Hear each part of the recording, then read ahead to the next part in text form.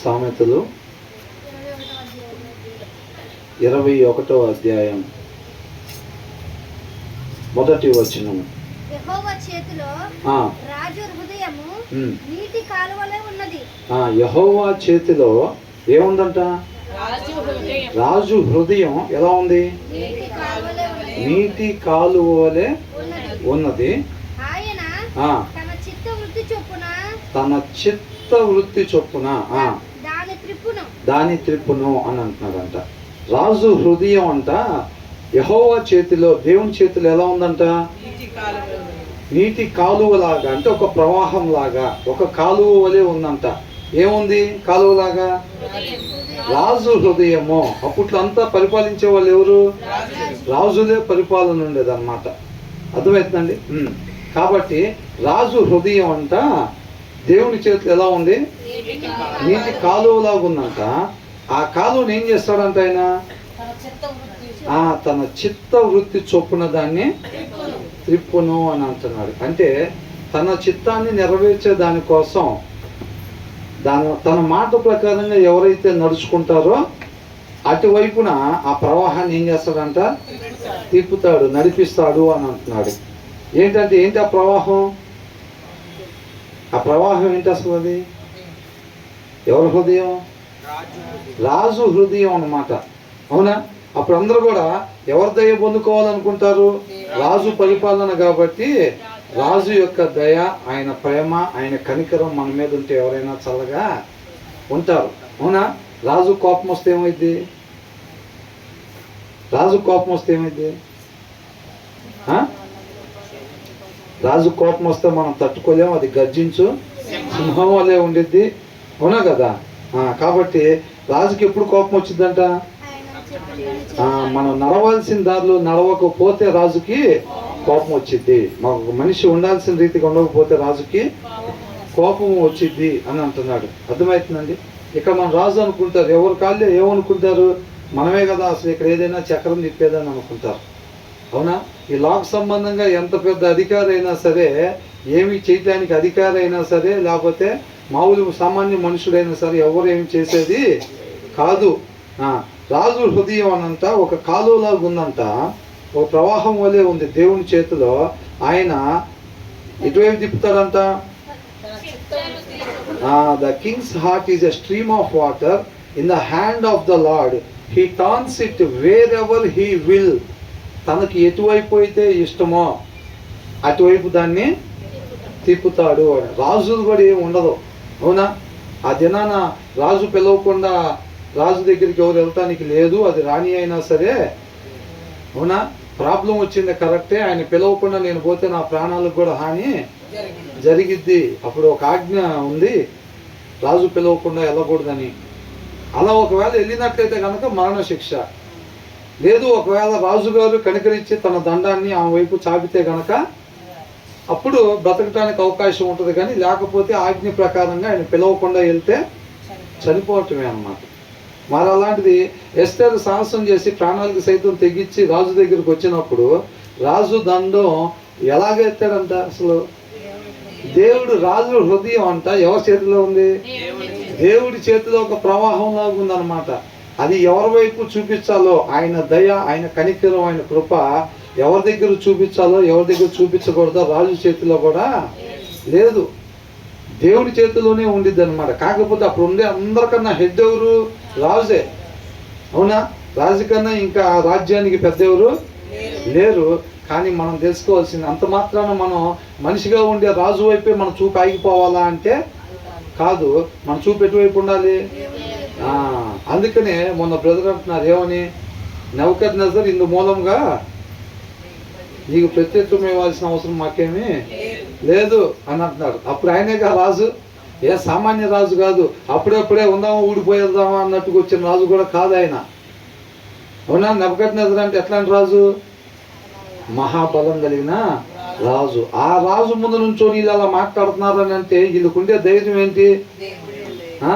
ఇప్పుడు ఎమ్మెల్యే వచ్చారు అనుకో, ఏం చెప్తావు నువ్వు? అవును, ఎమ్మెల్యేకి రివర్స్ అయ్యాడంటే ఆయన కన్నా పెద్ద ఆయన ఎవరో ఈయనకి తెలిసి ఉండాలి. అవునా? ఏంటో ఎమ్మెల్యే మీద రివర్స్ అవుతున్నాడు అని అంటే ఆయన కన్నా పెద్ద ఆయన, ఈయన బాగా తెలిసిన ఆయన, అందుకని అని అంటాడు. ఇప్పుడు నెబుకద్నెజర్ మీద కూడా ఇది ఏమంటున్నారు, మీకు చెప్పాల్సిన బాధ్యత మాకేమీ లేదు అని అంటున్నాడు. రాజు కూడా ఆశ్చర్యపోతున్నాడు. కోపం వచ్చి 7 ఇంతలు చేయండి మంట ఇంకా అని అంటున్నారు. ఇక ఎట్లా కాదు, వీళ్ళ కేసే శిక్షకి ఇంకొకసారి ఎవడు ఇట్లా నోరు తెరవకూడదు అనేటట్టుగా ఉండాలని చెప్పి అంత కోపం అవాకైపోతున్నాడు. అంటే ఇలా ధైర్యం ఏంటి, అవును ఈయనకన్నా నీకన్నా పెద్ద ఆయన, నిన్న స్థానంలో కూర్చోబెట్టిన ఆయన నెబుకద్నెజర్ని అక్కడికి ఎవరు పిలిచారు, అసలు దేవుడు పిలిచాడు. వీళ్ళు చెప్పిన మాట వినకపోతుంటే, వీళ్ళు ఉండాల్సిన రీతికి ఉండకపోతుంటే వీళ్ళని సరి చేయడానికి సుత్తిలాగా నెబుకద్నెజర్ని తీసుకొచ్చాడు. ఆ సుత్తికి కూడా తర్వాత కొమ్ములు వచ్చినాయా లేదా, ఆ సుత్తికి కూడా కొమ్ములు వచ్చినాయి, ఆ కొమ్ములు కూడా ఎరగొట్టాడు. అవునా? కాబట్టి ఉండాల్సిన రీతిగా మనం ఉండాలి. వీళ్ళకి కొమ్ములు వచ్చినాయి అని చెప్పి ఆ కొమ్ములు ఎరగొడతానికి అని చెప్పి ఆయన్ని పిలిస్తే వీళ్ళ కొమ్ములు ఎరగొట్టి ఆయన కొమ్ములు తెచ్చుకున్నాడా లేదా, ఆ కొమ్ములు కూడా ఎరగొట్టాడు. ఆ విషయం ఎవరికి చెప్తున్నాడు, మనకు చెప్తున్నాడు. అంటే ఏం దాని అర్థం, ఎప్పటికప్పుడు చెక్ చేసుకుంటూ ఉండాలి. కొమ్ములు గిమ్ములు ఏమో రావట్లేదు కదా మనకి, ఎప్పటికప్పుడు చెక్ చేసుకుంటూ ఉండాలి. ఇందాక నేనే పాట పడింది, బ్రహ్మాండంగా పడినట్టున్నాను. మనం 5 తాగటం, పొద్దున్న లేచి వేడి నీళ్ళు తాగటం వల్ల, ఈ చేయటం వల్ల, ఈ చేయటం వల్ల వచ్చిన స్వరం కాదా ఇదంటే, తర్వాత నుంచి అంతా బెబ్బేనే. అవునా కదా? నేను తీసుకున్న జాగ్రత్త, నేను తినే ఫుడ్, నేను చేసుకున్న స్వరం అది. అవునా? కంసాలు చక్కగా చేసుకుంటాడు కదా, అట్లా నేను తయారు చేసుకున్న గొంతు అది అని ఎవరన్నా కొద్దిగా అట్లా అతిశయపడ్డారు అనుకో, ఏమైంది తర్వాత నుంచి పాట ఇస్తే ఎవరు వినలేరు ఇంకా, అలాగైపోయింది. అలా కొమ్ములు ఎవరికి రాకూడదు. అందుకని ఎదిగే కొద్దిగా ఏం చేయాలంట, ఒదిగి ఉండాలి. మన జీవిత విధానం బొమ్మ గీమంటే స్టార్టింగ్ మొదలుకొని చివరి దాకా ఎట్లా ఉండాలి, సాష్టాంగపడి నమస్కారం చేసినట్టే ఉండాలంటే మన జీవిత విధానం. మన సృష్టికర్తకి మన జీవిత విధానం సాష్టాంగ నమస్కారం. తలెత్తటానికి కూడా మన అర్హులు కాదు. అర్థమైందండి? అలాంటి వారిని ఆయన ప్రేమించి మనతో పాటు ఆయన యుగయుగాలు ఉండాలని ఇష్టపడుతూ ఉన్నాడు. ఆయన ప్రేమ ఎలాంటిది, మన ఎవరితో ఫ్రెండ్షిప్ చేయాలంటే మినిమం 1,00,000 ఉండాలి వాళ్ళ కాడ. అవునా కదా? వాళ్ళ కాడ ఏం లేవు అని తెలిస్తే ఇంటికి వెళ్ళి కొడుకోం. వాళ్ళు పిలుస్తున్న వినపడినట్టు వెళ్ళిపోతూ ఉంటాం, డబ్బులు అడుగుతారేమో అని. అవునా కదా? వాళ్ళ పరిస్థితి బాగలేదంటే ఇంటి బయటకు వెళ్తే బియ్యం అడుగుతారేమో అని చెప్పి ఇంటి బయటకు కూడా వెళ్దాం, బిల్లు కూడా లోపలికి అడుగుతూ ఉంటాం. మన ప్రేమకి ఆయన ప్రేమకి ఎంత తేడా ఉంది, చాలా తేడా ఉంది. అవసరం పడిందంటే మాత్రం ఇంకేమీ లేదు. ఎల్లుండి అవసరం పడిద్ది అంటే ముందే లైన్లో పెడతా ఉంటాం చిన్నగా, అక్క బాగున్నావా, తిన్నావా, ఎందుకంటే ఎల్లుండి అవసరం ఉంది. ఆదివారం మిక్సీ తీసుకెళ్ళాలనుకోవాలి ఇంటి దగ్గర, శుక్రవారం నుంచే చక్కగా పలకరిస్తాం, శనివారం కూడా పలకరిస్తాం. ఎందుకు, ఆదివారం మిక్సీ అడగాలి కదా. అక్కకి తెలియదు పాపం, శనివారం ఏంది అంత బాగా మాట్లాడుతుంది అక్క, అదేలే చర్చికి వెళ్తుంది కదా అందుకనే ప్రేమ అట్లా అనుకుంటాం. ఈ ప్రేమ వేరు, ముసుగు ప్రేమ ఇది. అవునా? అక్కడికక్కడే మెలుచుకొచ్చిన ప్రేమ ఏది, యోనా దగ్గర కానీ నీరు నీయటానికి సొర చెట్లు వచ్చి చూసారా, తర్వాత రోజు చూస్తా చెట్టు ఉందా, సోమవారం నుంచి మళ్ళీ ఆ ప్రేమ కనపడదు, మిక్సీ పని అయిపోయింది కదా. అవునా? అట్లాంటి ప్రేమలు చాలా ఉంటాయి ఈ లోకంలో, ఉంటాయో లేదా? కాబట్టి ఇక్కడ ఏమంటున్నాడు, మనం అలాంటి ప్రేమ కలిగి మనం ఉండకూడదు. ఇక్కడ ఏమంటున్నారు, రాజు హృదయం అని అంట నీటి కాలువ వలె ఉన్నది. అది ఎవరి చేతిలో ఉంది, రాజు చేతిలో ఉందా, దేవుని చేతిలో ఉన్నదన్నమాట. అది అర్థమవుతుందండి. ఆయన మాట ప్రకారం ఎవరైతే నడుచుకుంటారో, అంటే ఉండాల్సిన రీతిగా ఎవరైతే ఉంటారో వాళ్ళను బట్టి దేవుడు సంతోషించేవాడిగా ఉంటాడనమాట. ఉండాల్సిన రీతికి ఎవరైతే ఉంటారో ఆ ప్రవాహాన్ని వాళ్ళ వైపు తిప్పుతాడనమాట. అర్థమైందండి. రాజు దానం చేయాలని అనుకుంటే ఎలా ఉంటుందా దానం, సాలినట్టుగా ఉంటుందా? ఆయన టిఫిన్ పెడితే, రాజుగారి ఇంటికి టిఫిన్ పిలిస్తే ఏదో పెట్టినట్టుగా ఉందిరా బాబు, టిఫిన్ ఏం సాలలేదు అసలు, బయట మళ్ళీ తినాలన్నట్టు ఉంటుందా? రాజుగారి ఇంటికి భోజనానికి వెళ్తే ఎలా ఉంటుంది, నడవటానికి కూడా సరిగ్గా ఎవడన్నా తీసుకెళ్లాల్సిందే బండి మీద. అలా ఫుల్గా తినేసి వస్తాం, అన్ని వెరైటీస్ ఉంటాయి, ఈ చివరి నుంచి ఆ చివరి దాకా ఉంటాయి. అవునా కదా? అలా ఉంటాయి అన్నమాట. కాబట్టి అలాంటి ఆయన హృదయాన్ని అంతా వాక్యానుసారంగా ఉండేవాళ్ళు. దేవుడు ఎవరి వైపు అయితే ఇష్టపడతాడో వారి వైపు ఆ ప్రవాహాన్ని తిప్పుతాడనమాట. ఆ దయను పొందుకునేటట్టుగా, ఆ కృపను పొందుకునేటట్టుగా, ఆ కనికరాన్ని పొందుకునేటట్టుగా చేస్తాడు.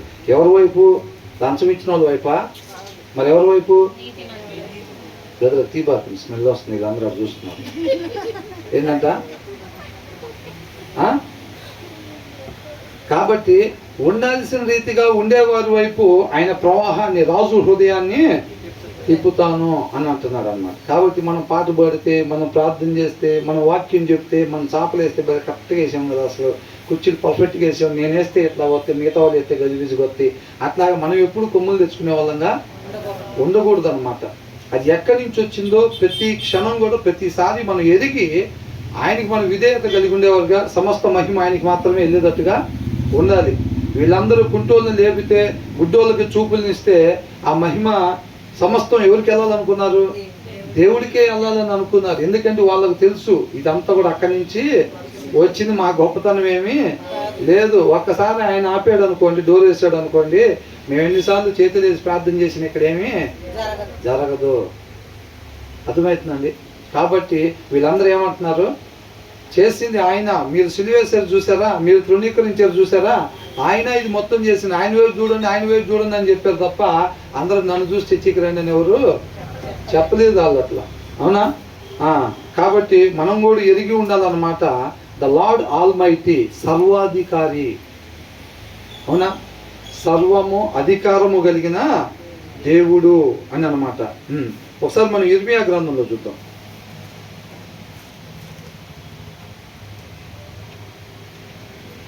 ఇర్మియా గ్రంథం 10వ అధ్యాయం. కొద్దిగా చదివేది ఎక్కువ ఉంటుందండి, వినేదానికి ప్రయత్నం చేయాలి. జనరల్గా ఎలా ఉంటుందంటే చెప్పేటప్పుడు వింటూ ఉంటారు, వినకపోతే మనల్ని అడిగి ఏంటంట అని అడుగుతారేమో అని చెప్పి చెప్పేటప్పుడు జాగ్రత్తగా వింటారు, చదువుతుంటే మాత్రం అటు ఇటు చూస్తూ ఉంటారు. ఇంకా ఇది మనకి ప్లేయింగ్ సమయం, రెస్టింగ్ సమయం అని అనుకుంటారు. ఎవరన్నా వచ్చినా చదువుతూ ఉంటారు చూసారా, వాళ్ళు చదివేటప్పుడు ఇంకా అటు ఇటు తిరుగుతూ ఉంటారు, ఆ తలకాయ ఎడు తిప్పటం చేస్తూ ఉంటారు. చెప్పేటప్పుడు మాత్రం వింటూ ఉంటారు. అలా కాకుండా ఏం చెప్తున్నారో కూడా జాగ్రత్తగా వినండి. జనరల్గా ఆ చదివే వాళ్ళ దగ్గర మైక్ కూడా ఉంటే బాగుంటుంది. కాకపోతే ఇవాళ చదువుకునే దాని వాడికి లేకపోతేనే బాగుంటుంది. ఎందుకంటే అది బయటకి వినపడితే మళ్ళీ మనం రోజు కూడుకోవాలి కదా ఇక్కడ, అందు నిమిత్తం. 10వ అధ్యాయం 1వ వచనం నుంచి.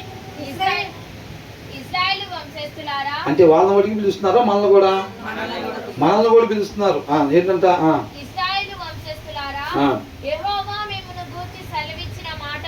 వినుడి.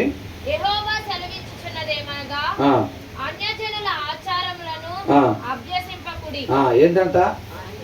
అన్ని జనుల ఆచారాలని అభ్యసించకూడదు. అన్ని జనులు అంటే వాక్య సారాంశం ప్రకారం వాక్యాన్ని ఎరగకుండా వాక్యాన్ని అనుసరించిన ప్రతి ఒక్కరు కూడా అన్ని జనులే. ఒక ఆచారం ఎవరు పెట్టినా కానీ వాళ్ళు వాక్యానుసారంగా ఉన్నదైతే అది ఎవరిది?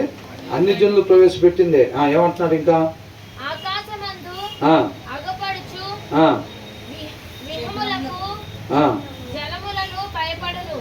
ఏంటంట?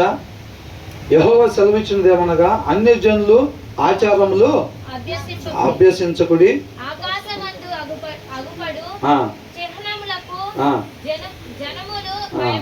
ఏం చేస్తారంట వాళ్ళు?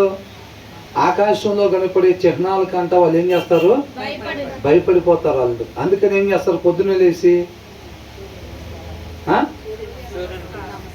చేస్తారు. అవునా?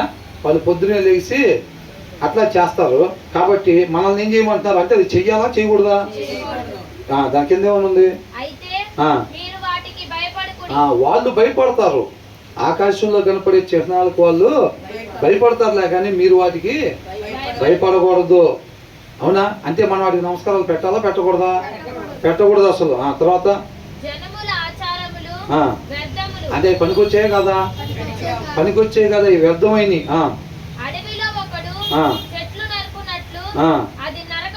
బా ఏమైందంట? అడవిలో ఒకటి చెట్టు నరకబడినట్టు అది నరకబడిద్దంట. తర్వాత చేసిన పని. అవునా? పెద్ద ముద్దను ఒకటి తీసుకొచ్చి చక్కగా నరికి దాన్ని తీసుకొచ్చి కావాల్సిన ఆకారంలో చేసుకుంటారు. తర్వాత అలంకరిస్తారు. అవునా కదా? ఇప్పుడు బయట జరిగే మొత్తం అంతేగా, తీసుకుని వచ్చి చక్కగా వాటిని వీళ్ళకి కావలసినట్టుగా అలంకరించుకుంటారు. విలువైన వాటి చేత వెండి బంగారం మౌలాటిని అలంకరించరు. మౌలాడితో దేంతో? ఆ దినాల్లో విలువైనవి అన్నమాట, వెండి బంగారం. కాబట్టి వాటితో అలంకరిస్తారంట.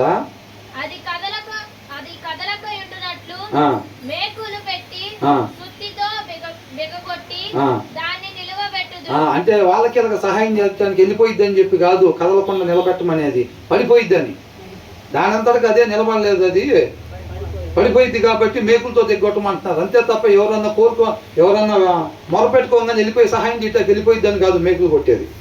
అవునా? దానంతటికి అది కూడా నిలబడలేదు కాబట్టి దానికి మేకులు కొట్టి నిలబెట్టండి అని అంటున్నారు. తర్వాత ఎలా ఉంటాయంట? పడుకోబెడతారా? తిన్నగా నిలబెడతారా? అట్లా పలకవు, నడువ నేరం. ఈ పలకవు అసలు మాట్లాడమంట సమాధానం వీటాకి. ఇది మాత్రం మొరపెట్టుకుంటా ఉంటారు, అది మాత్రం మాట్లాడదు. అది అసలు నడవలేదు ఒకరికి సహాయం చేయటానికి. అవునా? ఏంటంట? ఇక్కడ తయారు చేశాడు ఒక ఆయన, అక్కడ గొడ్డలతో కొట్టాడు, ఇక్కడికి ఒకరు మోసుకొచ్చారు కంచాలు. ఇప్పుడు ఇక్కడ ఒక ఆయన తయారు చేశాడు, దాన్ని తయారు చేసి దీన్ని తీసుకుని వెళ్ళి ఆ ప్లేస్లో పెడదాం అనుకుంటున్నారు. అక్కడ కూడా ఏం చేయాలి? దాన్ని మోసుకెళ్ళాలి. దాని అంతటికి అది ఇంకొకరిని కాపాడే సంగతి తర్వాతలే, కానీ దాని అంతటికి అది కూడా ఏంటంటే జాయిసీ ఓకే వదిలేసాను. దాని అంతటికి అది కూడా పోలేదన్నమాట. కాబట్టి ఏం చేస్తారంట? మోసుకుని వెళ్తారు. ఇంకా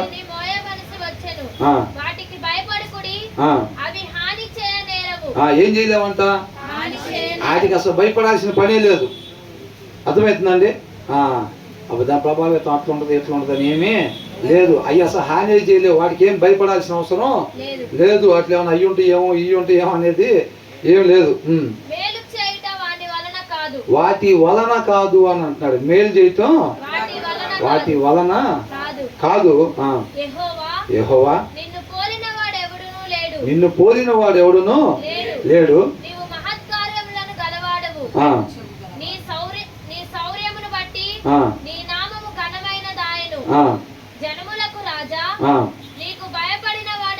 నీకు భయపడని వాడెవడు? అవునా? వాడికి భయపడాలా భయపడకూడదా? వాడికి అసలు భయపడాల్సిన అవసరమే లేదా. ఏ హాని చేయలేవు, ఏ మేలు కూడా అయ్యి చేయలేవు, ఇంచు కూడా కదలలేవు, మాట్లాడలేవు, వినలేవు అంటాయి.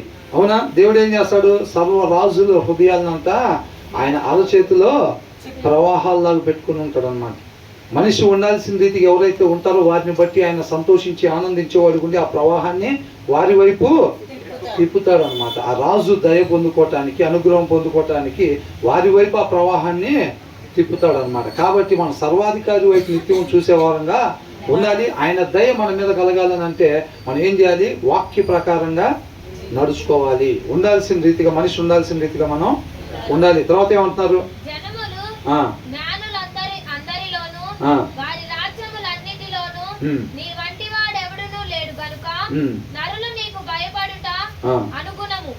అనుగుణ్యము. పశుప్రాయులు అవివేకులు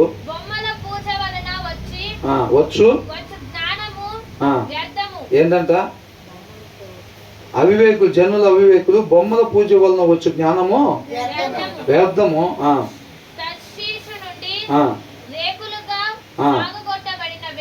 వెండియు ఉపాజు నుండి బంగారమును తెత్తురు. దాన్ని అలంకరించడానికి ఏం చేస్తారంట? వెండి బంగారం శుభ్రంగా తీసుకొచ్చి నలగొట్టుకొని పెద్ద రేకుల్లాగా తీసుకొచ్చి పెద్ద పెద్ద విగ్రహాలు పెడతారు కదా, వాటిని అలంకరించడానికి తీసుకొస్తారు. అది పనివాని పనే కదా అంటున్నాడు.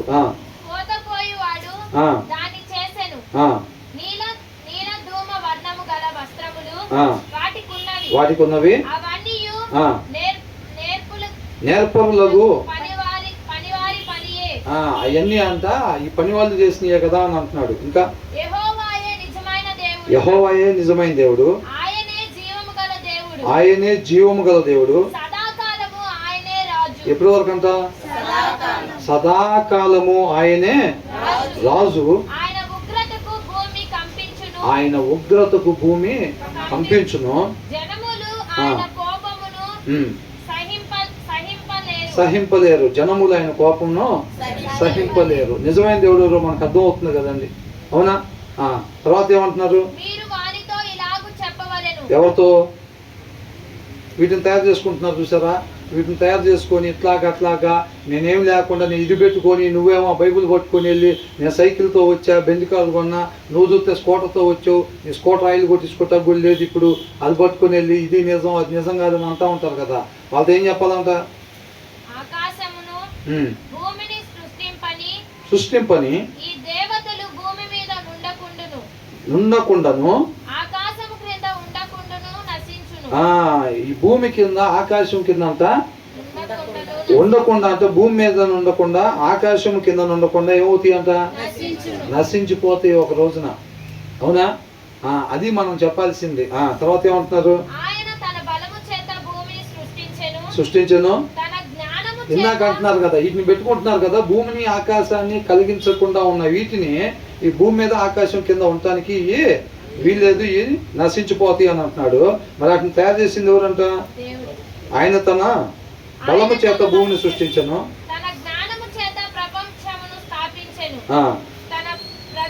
ప్రజ్ఞ చేత ఆకాశమును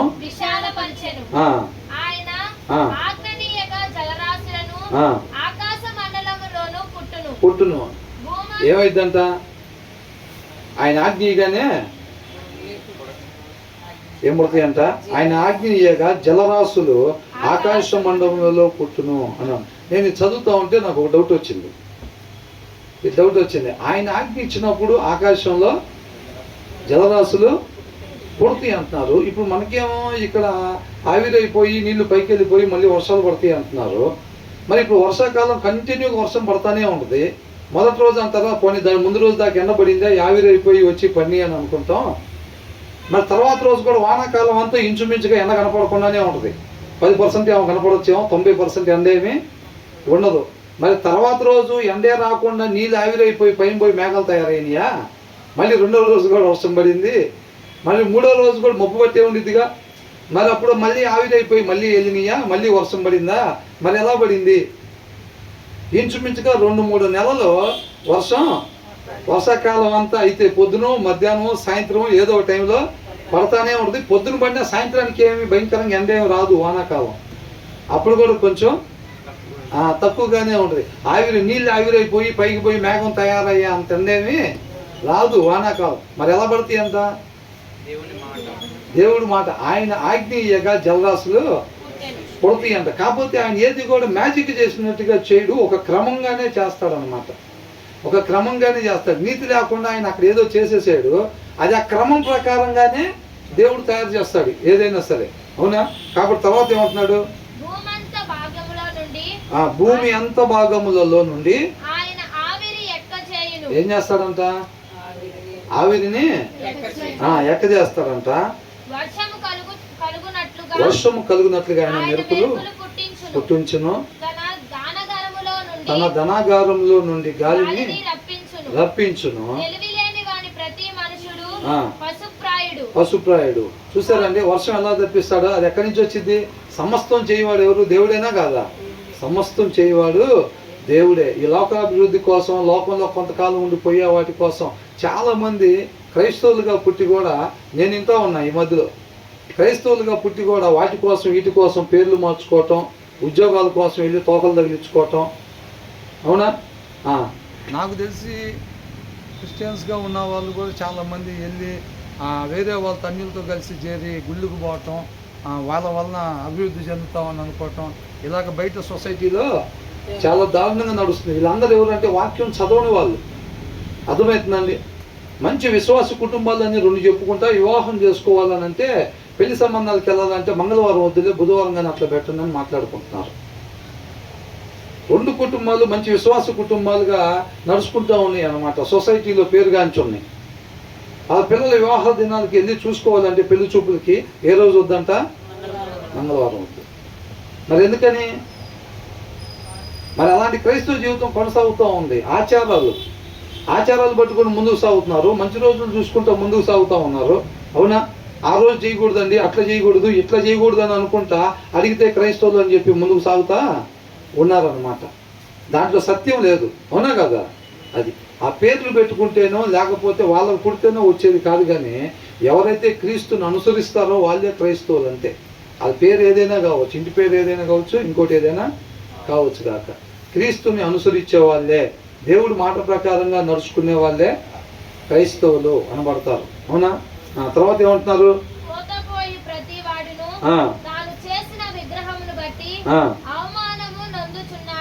ఏం చేస్తున్నాడంట? అవమానం పొందుతున్నాడు అనమాట. తర్వాత ఏమంటున్నాడు? అతడు కోత పూసినది మాయా రూపము, అందులో ప్రాణమేమీ లేదు. దాంట్లో ఏం లేదంట? ప్రాణం లేదు. అవి ఆశను చెడగొట్టు మాయా కార్యములు, విమర్శ కాలములో అవి నశించిపోవును. యాకోబునకు స్వాస్యమగువాడు వాటి వంటి వాడు కాడు. యాకోబుకు స్వాస్థ్యమైన వాడు వాటి వంటి వాడు కాదు. కన్నులుండి చూడలేకుండా, చెవులుండి వినలేకుండా, నోరుండి మాట్లాడలేకుండా ఉండేవాడు కాదు. ఆయన సమస్తమును నిర్మించువాడు. ఇశ్రాయేలీయులు ఆయనకు స్వాస్యముగానున్న గోత్రము, సైన్యములకు అధిపతియగు యెహోవా అని ఆయనకు పేరు.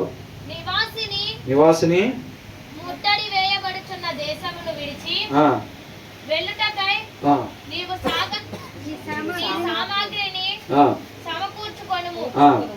యెహోవా ఈ మాట సెలవిచ్చుచున్నాడు.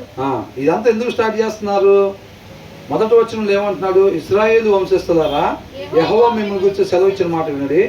యెహోవా సెలవిచ్చినదేమనగా అన్యజనుల ఆచారములను అభ్యసింపకుడి. ఇదేం చేస్తున్నారు? అక్కడికి పోయి శుభ్రంగా వాళ్ళ ఆచారం, వాళ్ళతో ఫ్రెండ్షిప్ చేయబాకండి, ఇట్లా చేయబాకండి అంటే వీళ్ళు పోయి అక్కడ ఫ్రెండ్షిప్ చేసి వాళ్ళు మంట చుట్టూ తిప్పుతాం, లేకపోతే అవి ఇవన్నీ చేస్తే అవి వీళ్ళు కూడా చేస్తున్నారు. మీరు వాళ్ళని కుమార్తె వివాహం చేసుకోబాకండి, వాళ్ళు వచ్చి వాళ్ళ ఆచారాల ప్రకారంగా మీరు ఉండాలని మీ పిల్లలతో చెప్పి బలవంతం చేసి ఆ రీతిగా చేపిస్తారు. మీరు పాపం చేసిన వాళ్ళకి అవుతారు, నేను మేము శిక్షించాల్సి వచ్చింది.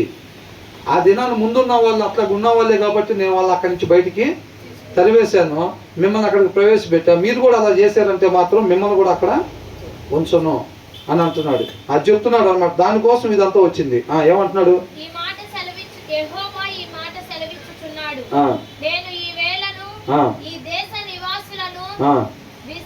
విసర్వేయుచున్నాను. ఏం చేస్తాడంట? విసర్వేయుచున్నాను అని అంటున్నాడు. విసిరేస్తాడంట. ఎందుకని? అవునా? దావీదైనా తప్పు చేస్తే దేవుడు శిక్షిస్తాడా లేదా? మోషే అయినా అంతేగా, ఎవరైనా అంతే. అవునా? కాబట్టి దేవుడి దగ్గర పక్షపాతం ఉండదు. కాబట్టి ఆయన ఎన్నుకున్న జనాభానే ఉండాల్సిన రీతిగా లేకపోతే, మనిషి ఉండాల్సిన రీతిగా ఉండకపోతే ఏం చేస్తాడంట? విసిరేస్తాడు. పనిష్మెంట్కి అప్పగిస్తాడు అనమాట. పనిష్మెంట్ ఇస్తే ఏమైంది? లోపల సరి చేయబడాల్సింది. ముందు వచనంలో చూసాం కదా మనం, 20-30 వచనంలో చూసాంగా. గాయాలు తగిలిచ్చే దెబ్బలు అంటే ఏం చేస్తాయి అంటే లోపల సరి చేస్తాయి అన్నమాట. అవునా? తర్వాత ఏమంటున్నాడు? ముట్టడి వేయించుచున్నాను అని అంటున్నాడు. ఏం చేస్తాడంట? వీళ్ళని ఉండాల్సిన రీతికి వీళ్ళు ఉండలేదు కాబట్టి వీళ్ళు తెలుసుకోవాల్సింది తెలుసుకునే దానికోసం వీళ్ళ ముట్టడి వేసేటట్టుగా దేవుడే చేస్తున్నాడు. ఆ రాజు నెలలు చూసి పళ్ళు కొరవటం కాదు, వీళ్ళు సరి చేసుకోవాల్సింది సరి చేసుకునేవాళ్ళు. ఎవరైనా అంతేగా. కొంతమందికి ఏంటి, అది వాక్యానుసారం కాదు కదా అని ఏదైనా చెప్తే వాళ్ళ మీద బహు కోపం వచ్చింది, మామూలుగా రాదు. అవునా? కోపం, భయంకరం కోపం. మనం సరి చేసుకోవడానికి చూడడం, వాళ్ళ మీద కోపం వచ్చేసి వాళ్ళతో మాట్లాడకుండా ఉంటాం. ఇంకా అట్లాంటి పనులు చేస్తూ ఉంటాం. తర్వాత ఏమంటున్నారు?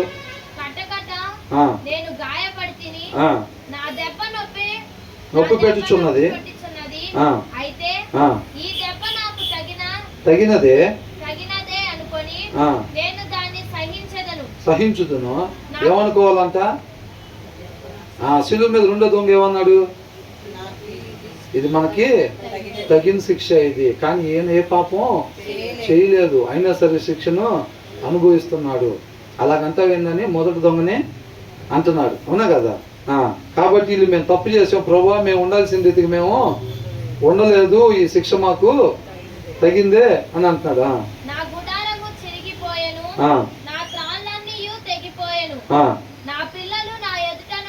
తొలగిపోయి ఉన్నారు.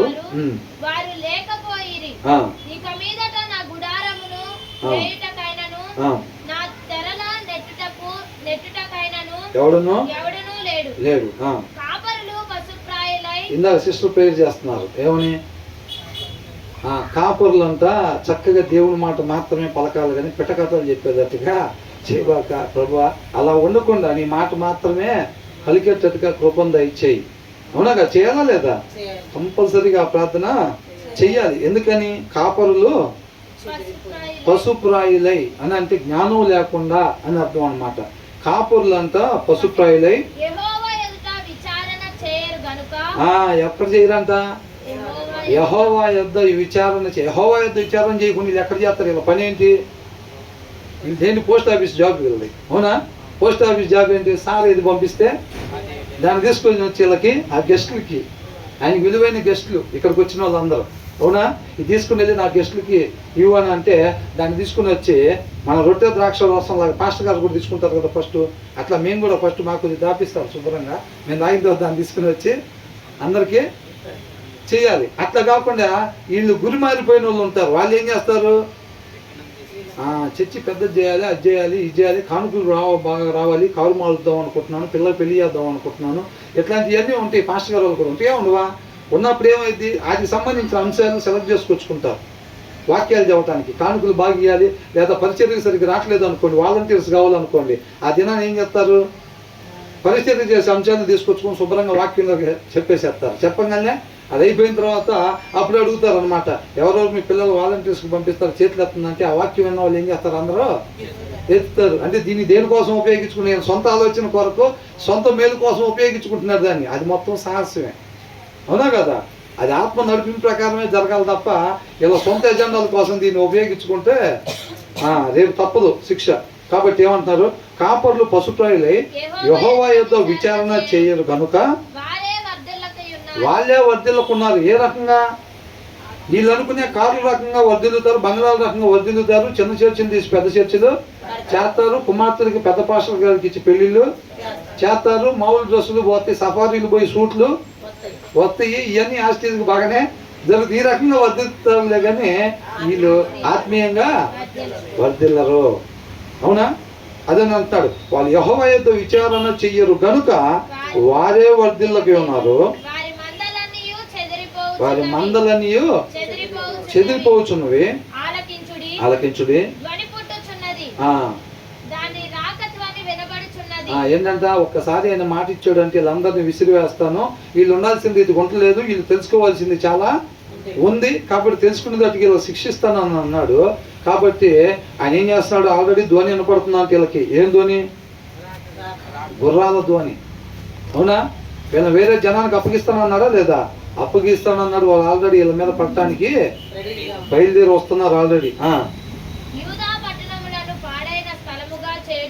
దేనికోసం వస్తున్నారంటే వాళ్ళు యూదా పట్టణాన్ని వీళ్ళు వాళ్ళ ఆచారాలు చేసుకొని శుభ్రంగా వీళ్ళు పెద్ద పెద్ద రేకులతో తయారు చేసిన విగ్రహాలు పెట్టుకొని అట్లా చేసి ఇట్లా చేసి ఆచారాల్లో మునిగిపోయి ఒక ఆయన ఉన్నాడు, దాని ప్రకారం మనం నడుచుకోవాలి, ఇవన్నీ మర్చిపోయి రాకట్ టైంలో ఎట్లయితే ఉంటుందో పెళ్లి చేసుకోవటం, ఇచ్చుకోవటం, ఇల్లులు కట్టుకోవటం, సంబంధాలు కుదుర్చుకోవటం, ఉద్యోగాలు చేసుకోవటం, వస్త్రాలు కొనుక్కోవటం, ఇలా ఉంటుంది చూసారా? ఆ పనుల్లో బిజీగా ఉన్నారు వీళ్ళు. వీళ్ళ పైన ఉండే కాపర్లు ఏం చేస్తున్నారంట? అబ్బాయి మన లైన్లో వెళ్తలేదు, లైన్ తప్పారు మీరు, మన ఇట్లా జాగ్రత్త మళ్ళీ లైన్లోకి రావాలి అందరూ అని అంటున్నారా? వీళ్ళే దేవుడి దగ్గర విచారం చేయట్లేదు, వీళ్ళు ఆల్రెడీ తప్పిపోయారు. వీళ్ళు ఫస్టే చూసారా? గొర్రె ఒకటి ముందు పక్కకు తప్పుకుంటే ఏమైందంట? మిగతా అన్నీ కూడా దాని వెనకబడి పోయినట్టుగా ఈ ముందుండే వాళ్ళు ఏం చేస్తారంట? కాపర్లు వీళ్ళే ఆల్రెడీ తప్పిపోయి ఉంటారు అన్నమాట, దేవుడి దగ్గర విచారణ చేయరంట. వీళ్ళు తప్పిపోయేసరికి మిగతా వాళ్ళందరూ కూడా వీళ్ళు వెనకలబడి వెళ్ళిపోయే పరిస్థితి అయింది, అవునా? అందుకని ఏమంటున్నారు? యోధా పట్టణములను పాడైన స్థలముగా చేయుటకును, అంటే దేవుడు ఇష్టపడ్డాడు అనమాట. అలా చేస్తేనే వీళ్ళు తెలుసుకోవాల్సింది తెలుసుకుంటారు, అంతే. అర్థమవుతుందండి? అది ఒక రకంగా వాళ్ళకి మేలే. కాకపోతే ఆ పరిస్థితుల్లో వాళ్ళకి అలా జరగటం మేలు. అలా జరగకుండా వదిలిపెట్టేస్తే దేవుడు వాళ్ళు అలాగే చేసుకుంటూ వెళ్ళిపోయి వాళ్ళ జీవితాలు ముగించుకొని రేపు తీర్పులో నిలబడేవారుగా ఉంటారన్నమాట. తర్వాత ఏమంటున్నారు? ఏంటంట?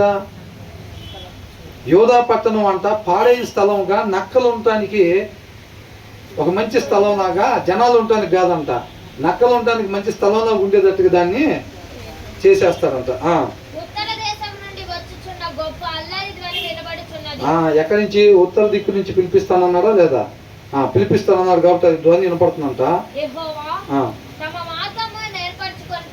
ఇది చూడండి, ఇప్పుడు మనం ధ్యానించుకున్న మొదటి వచనానికి ఇది రిలేటెడ్ అనమాట. యెహోవా తమ మార్గము నెరవేర్చుకొనుటకు నరుల వశములో లేదని. ఏంటంట ఇది? నరుని కంట తమ మార్గమును ఏర్పరుచుకొనుటకు, నేను ఇలా చేస్తాను అలా చేస్తానని చెప్పి చేయటానికంట నరుని వశములో లేదు. వాళ్ళ వశం, వీళ్ళ వశం, ఇంకొకళ్ళ వశం కాదు. ఈ భూమి మీద ఉండే ఏ నరుని వశం కూడా అంట తన మార్గాన్ని ఏర్పాటు చేసుకోవటానికి వీల్లేదు. అంటే ఇక్కడ ఏమన్నా తమ మార్గమును ఏర్పరుచుకున్నటకు నరుని వశములో వాళ్ళ చేతిలో లేదు అసలు ముందు. ఎందుకని? ఎట్టబడితే అట్టు ఉండటానికి ఈ లోక సంబంధంగా ఎదగాలి అని అనుకుంటే దేవుడితో పని ఏమీ లేదు. హృదయంలో వాక్యం పెట్టుకోవాల్సిన పని ఏమి లేదు. హృదయంలో అనేక ఆలోచనలు ఉంటాయి కదా మనిషికి. ఆ ఆలోచనలో వాళ్ళకి నచ్చిన దాన్ని ఇంప్లిమెంట్ చేసుకుంటూ ముందుకెళ్ళిపోతూ ఉంటారు. ఈ లోకంలో అభివృద్ధి చెందుతారులే కానీ రేపు నిత్య నరకాగ్నికి వెళ్ళిపోతాడు. మనిషి వెళ్ళకూడని ప్లేస్లోకి వెళ్ళిపోతాడు అనమాట. అర్థమవుతుందండి? కానీ మనిషి వెళ్ళాల్సిన ప్లేస్లోకే వెళ్ళాలని అంటే మనం ఏంటంటే ఒక్కొక్క క్షణం మన దేవుడు మనకు అందిస్తూ ఉంటాడు కదా. ఈ టైంలో ఎలా మాట్లాడాలి. ఇప్పుడు మనం ఒక దగ్గరికి వెళ్దాం అనుకుంటున్నాం. ఒకళ్ళ దగ్గరికి వెళ్ళి మాట్లాడాలి. ఏదో తమ్ముడో అన్నో ఏదో గొడవ అయింది, వాళ్ళ దగ్గరికి వెళ్ళి మాట్లాడదామని అనుకుంటున్నాడు. తమ్ముడు గురించి అన్న అనుకున్నప్పుడు ఏం చేద్దాం మరి? ఇప్పుడు వాళ్ళ దగ్గరికి వెళ్ళి ఏమన్నా సామరస్యంగా మాట్లాడదామా మంచిగా అని అంటే, మంచిగా మాట్లాడితే ఏమైంది? వాళ్ళతో సమాధానం వచ్చింది. లేకపోతే అట్లా చేస్తే ఇంకొకసారి తమ్ముడి మీదకు చేస్తారేమో, వాళ్ళ అన్నయ్య కూడా మెతకారా అనుకొని మనం కూడా వెళ్ళి గట్టిగా దబాయిద్దామా, లేకపోతే వాళ్ళ మీద పడి కొడదామా, లేకపోతే ఎవరిని అధికారులకి అప్పచెబుదామా, కేసు పెడదామా వాళ్ళ మీద. లేకపోతే ఈ రకరకాల ఆలోచనలు ఉంటాయా లేదా మనిషికి అనేకమైన ఆలోచనలు ఉంటాయి. కానీ చెయ్యాల్సింది ఒకటే ఉండిద్ది. చెయ్యాల్సింది మాత్రమే నేను చెయ్యాలి అని అంటే అది మనిషి వల్ల కాదంట, అది వాక్యమైన దేవుడి వల్లనే సాధ్యమో. అది మన హృదయంలో వాక్యం ఉంటే ఆయన అందిస్తాడు ఆ మాటని, ఆయన పలికిస్తాడు ఆ పలుకుని. అక్కడ మనలో మాత్రం అనేక ప్లాన్లు ఉంటాయి. ఏం చేద్దామంటారు అన్న, మరి వాళ్ళ మీద ఏమైనా కేసు పెడదామా, లేకపోతే మనం కూడా 10 మంది కలిసి వెళ్ళి వాళ్ళ మీద పడదామా, మా వాడిని కొట్టినట్టు వాళ్ళని కూడా కొడితే రెండోసారి రాకుండా ఉంటారు కదా, లేకపోతే వెళ్ళి ఏంటండి అది ఏమన్నా పద్ధతేనా, లేకపోతే ఇట్లా ఏంటని మాట్లాడదామా. ఇవన్నీ ఉంటాయా లేదా? అన్నీ ఉంటే కానీ చేయాల్సింది మాత్రమే చేయాలి. మనిషి ఉండాల్సింది మాత్రమే ఉండాలంటే అది ఎవరు వశం అంట? దేవుని వశం తప్ప అది మనిషి వలన కాదు. అసలు ఏ మనిషి అయినా కానీ మాట్లాడాల్సింది మాత్రమే నేను అక్కడ మాట్లాడతాను అంటే అది ఏ మనిషి వల్ల అయ్యేది కాదు. అనేక ఆలోచనలు మైండ్లో ఉంటాయి అన్నమాట మనిషికి.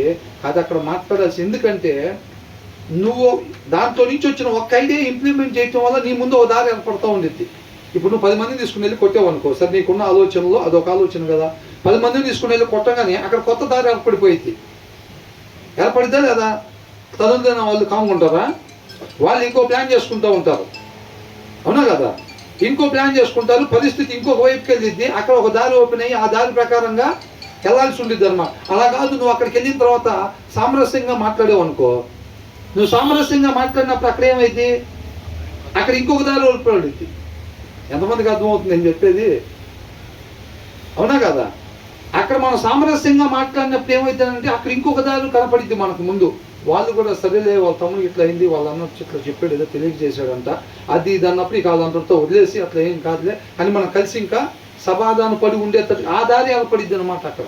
అదే 10 మందిని తీసుకొని వెళ్ళి కొడితే వాళ్ళు తర్వాత ఇంకొకసారి రావటం, మనం ఇక్కడ ప్లాన్ చేసుకోవటం, ఈ రకరకాల దారులు ఏర్పడతాయి. అట్లా కాకుండా మనం కేసు పెట్టామనుకోండి, సైలెంట్లో పెట్టిన సిస్టర్, అట్లా కాకుండా మనం కేసు పెట్టామనుకోండి, కేసు పెడితే ఏమైంది?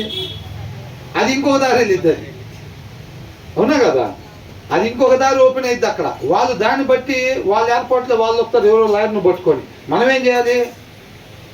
మనం కూడా ఒక లాయర్ను పట్టుకొని మనం వెళ్ళాలి. ఆ ఇరువురు ఇదంతా పరిస్థితి, దానికి మళ్ళీ సాక్ష్యాలు, ఆ టైంలో అసలు అటు ఎందుకు వెళ్ళాడు, అది ఏం జరిగింది, ఆ సీసీ కెమెరాలు అవన్నీ మొత్తం ఇది ఎటుపోయింది, ఇది ఇంకొక దారి కనపడుతుంది అన్నమాట. ఇక్కడ అర్థమవుతుందండి? కాబట్టి ఒక్కొక్క ఆలోచన ఇంప్లిమెంట్ చేసేటప్పుడు మన దారులు మారిపోతూ ఉంటాయి అన్నమాట. కాబట్టి నేను పలానా చేస్తానని మనిషి ఏ రీతిగా చెప్పగలుగుతాడు? వాడి వశంలో లేదు అది. ఒక మనిషి నడవాల్సిన రీతిగా మాత్రమే నడవాలంటే దాన్ని అందించాల్సింది నేను అని అంటున్నాడు. అర్థమవుతుందండి? అది ఎవరన్నా కానీ నువ్వు నడవాల్సిన మార్గంలో మాత్రమే నడవాలి అని అంటే ఆ మాటను అందించాల్సింది నేను, ఆ ప్రవర్తనని నీ చేత నడిపించాల్సింది నేను. అట్లా కాదు, నీకు నచ్చినట్టు నడవాల్సిందారే కాదు, ఎట్టగట్ట నడుద్దాం అనుకుంటావా, నాతో పనేమి లేదు, నువ్వు బైబిల్ చదవాల్సిన పనేమి లేదు, నీలో అనేక ఆలోచనలు ఉంటాయి, ధ్యానం తీసుకెళ్ళి కొడదామా, కేసు పెడదామా, సమాధానం పడదామా, లేకపోతే ఇట్లాంటి అనేక ఉంటాయి. కాబట్టి నీకు ఏది కరెక్ట్ అనిపించిందో దాని ప్రకారంగా నువ్వు తీసుకొని ఇంప్లిమెంట్ చేసి దాన్ని బట్టి అక్కడ దారి ఏర్పడిద్ది. ఇక ఆ దారిలో ఆటోమేటిక్గా పోవాల్సిందే. అవునా కదా? కాబట్టి నేను ఇట్లా చేస్తా అట్లా చేస్తా మనం ఎట్లా చెప్తాం? నీతిమంతుడు విశ్వాసం మూలంగానే నడుస్తాడు. విశ్వాసం అంటే కనపడని దాన్ని నమ్మిపోవటం. ఆడ పోయిన తర్వాత దేవుడు ఏం పలికెత్తాడో నీకు తెలియదు, నాకు తెలియదు. ఎలా ప్రవర్తింపజేస్తాడో నీకు తెలియదు, నాకు తెలియదు. మనకు తెలిసింది ఒకటే, మోకరించి చక్కగా ప్రార్థన చేసుకొని, ప్రభువా నీ చిత్తానుసారంగా నాయన వాళ్ళందరి పైన మేము అధికారం సంపాదించేటట్టు, మాదే పై చేయి ఉండేటట్టుగా నడిపించు. నీతిమంతుడు ప్రార్థన అట్లా ఉండదు అసలు. ఏది పడితే అది ప్రార్థన చేయడు నీతిమంతుడు. అవునా? నీతిమంతుడు ప్రార్థన ఒకటే, పరిస్థితి నీ పాదాలు చెంత పెడుతున్నాను ప్రభువా, ఏది నీ చిత్తమో ఆయన ఏం చేస్తాడు? మేలు మాత్రమే చేసేవాడు. కాబట్టి వారిని, మా తమ్ముడిని, మమ్మల్ని, సమస్త మానవాళి గురించి నీ పాదాలు చెంత పెడుతున్నాం ప్రభువా. మా ఊరిని రక్షించాలని చేయడు ప్రార్థన. అవునా కదా? మా ఊరిని రక్షించిన అయినా, వాళ్ళని శిక్షించిన అయినా అనేమి చేయడు నీతిమంతుడు. ఎట్లా చేస్తాడు? సమస్తాన్ని, అందరినీ, పరిస్థితిని పాదాల చెంత పెడుతున్నాం ప్రభువా. అక్కడికి వెళ్ళిన తర్వాత నేను ఏది మాత్రమే మాట్లాడాలో దాన్ని నీ కృపతో నువ్వే పలికించు ప్రభువా. మేము ఎలా ప్రవర్తించాలో అలాగ మాత్రమే ప్రవర్తించేటట్టుగా నీ కృపతో నడిపించు ప్రభువా. నీకు మాత్రమే సమస్త మహిమ కలగాలి. ధైర్యంగా వెళ్తూ ఉంటాడు. ఇంకా ఏంటి ఆ ధైర్యం? ఆయన చేతిలో ఉన్న పరిస్థితి, సిచ్యువేషన్ ఆయన చేతిలో పెట్టాం. ఏం మాట్లాడతామంటే మనకి ఇక్కడేం తెలియదు, అరవై కూర్చోటమే. అరవై కూర్చుంటే ఆయనే మాట్లాడిస్తాడంతే, మనకు తెలియదు. అవునా కదా? అది అని అంటున్నాడు. నిజమైన విశ్వాసి అలాగనే నడుచుకుంటూ పోయేది. నువ్వు తర్వాత అరే మనం వాళ్ళ దగ్గర పోయి మాట్లాడి దాని తర్వాత ఇట్లా చేద్దాం, అట్లా చేద్దాం, నీకు ఆడ పోయిన తర్వాత ఆయన ఏం మాట్లాడిస్తాడో నీకు తెలిస్తే కాదు, నీకు ఏ దారి ఓపెన్ అయిద్దో తెలియటానికి, తర్వాత ఆ దారిలో ఇట్లా చేద్దామని నువ్వు అంటానికి.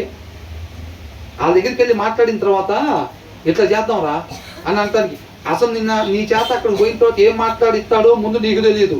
ఆ మాట్లాడిచ్చిన దాన్ని బట్టి ఆ దారి ఓపెన్ అయ్యిద్ది. మరి ఏ దారి ఓపెన్ అయిద్దో తెలియదు నువ్వు తర్వాత ఇట్లా చేద్దాంరా అని నువ్వు ఎట్లా చెప్తావు? చెప్తావా? చెప్పలేమా? చెప్పలేము అసలు. ఏది మన ఫెలోషిప్ వరకు కాదు, ఏ ఫెలోషిప్ వాళ్ళు, ఏ వ్యక్తి, ఏ నరుడు కూడా ఏమని ఇచ్చారు ఇక్కడ? తమ మార్గమును ఏర్పరుచుకొనుట నరుల వశములో లేదనియు అని అంటున్నారు. అర్థమైందండి? వాళ్ళు మార్గం ఏర్పాటు చేసుకోవటం వాళ్ళ చేతిలో లేదు. ఎవరు? నడవాల్సిన త్రోవలో మాత్రమే నడవాలనుకుంటే, అలా కాదు ఎట్టబడితే అట్లా నడవాలని అనుకుంటే ఇంకేమైంది? ఒక్కదారే నిత్య జీవాన్ని తీసుకెళ్ళింది, అది వాక్యాన్ని అనుసరించడం, ఆయన ఆత్మ ద్వారా నడిపించబడటం. ఆ దారి కాకుండా మిగతా ఏ దారైనా తీసుకెళ్ళేది ఎల్లగొండ ప్లేస్కి మనిషిని చేర్చిద్ది. అవునా? మనిషి ఎల్లగొడన ప్రదేశానికే మిగతా దారులన్నీ చేరుతాయి అక్కడికి. ఇప్పుడు ఫర్ ఎగ్జాంపుల్ అక్కడికి వెళ్ళిన తర్వాత వాళ్ళతో మంచిగా మాట్లాడి సమాధాన పడాలి, అది మనిషి వెళ్ళాల్సిన దారి అనుకోండి, దేవుడు సెలెక్ట్ చేసేది అనుకోండి. ఒకవేళ ఈయనంతటికైనా హృదయంలో వాక్యం లేకుండా ఈయనకున్న ఆలోచనలో నుంచి ఒకటి పికప్ చేసుకొని 10 మందిని తీసుకుని వెళ్ళి కొట్టినా ఆ దారి అయినా సరే ఏమైంది? నిత్య నరకాగ్ని తీసుకెళ్ళింది. పోనీ కేసు పెడదామని చెప్పి దీన్ని సెలెక్ట్ చేసుకున్నాడు అనుకో, ఇది కేసు పెట్టినా ఈ దారి కూడా తీసుకెళ్ళింది, ఇది కూడా ఫ్లైఓవర్ మీద తీసుకెళ్ళి నిత్య నరకాగ్నికి చేర్చిద్ది. లేకపోతే ఇంకోటి ఏదైనా వార్నింగ్ ఇచ్చి వదిలి పెడదామని అనుకున్నారు అనుకోండి, ఆ దారి కూడా తీసుకెళ్ళిద్ది, నిత్య నరకాగ్నికే తీసుకెళ్ళి, పెద్ద మనుషులు తీసుకెళ్ళి మాట్లాడినా నిత్య నరకాగ్నికే తీసుకెళ్ళిద్ది. అవునా? కాబట్టి సమాధాన పడాలి. ఈ మూర్ఖులు ఏం చేస్తారంటే ఖచ్చితంగా ఆ దారి కాకుండా మిగతా దారిని పోతారంట. అది కూడా రాస్తుంది. హృదయంలో వాక్యం లేని వాళ్ళు ఏం చేస్తారనంటే ఖచ్చితంగా వెళ్ళాల్సిన మార్గంలో మాత్రం వాళ్ళు వేరే దాన్నే సెలెక్ట్ చేసుకుంటారు అన్నమాట. ఎందుకంటే వాళ్ళకి విశ్వాసం ఉండదు కాబట్టి. అర్థమవుతుందండి? కాబట్టి నేను తర్వాత ఇట్లా చేస్తాను, అట్లా చేస్తాను, దాని తర్వాత ఇట్లా తర్వాత ఏమైతే మనకి తెలియదు. అన్న మరి ఏంటి పరిస్థితి? ఇట్లా అయింది కదా, ఇట్లా అయింది కదా పరిస్థితి, మరి ఏం చేద్దాం అని అంటే మనం చేసేది ఏం లేదమ్మా, ప్రార్థనలో పెడదాం, ప్రార్థన చేసుకొని మనం మధ్యాహ్నం 2 గంటలకు అందరం కలిసి వెళ్దాం, ఒకసారి మాట్లాడదాం. ఏం మాట్లాడదాం అన్న అది కూడా తెలియదమ్మా మనకి. ఏంటి ప్రార్థన చేసుకోవటం, ఆ ప్రార్థన కూడా ఏం చేయాలంటాం?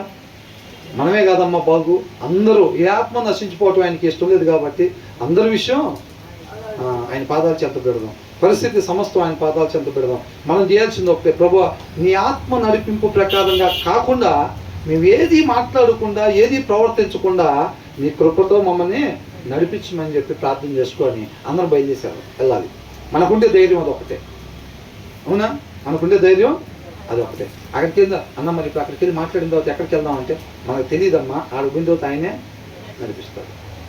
అక్కడ పోయిన తర్వాత ఆటోమేటిక్గా పరిస్థితిని బట్టి ఆయన నడిపిస్తాడు.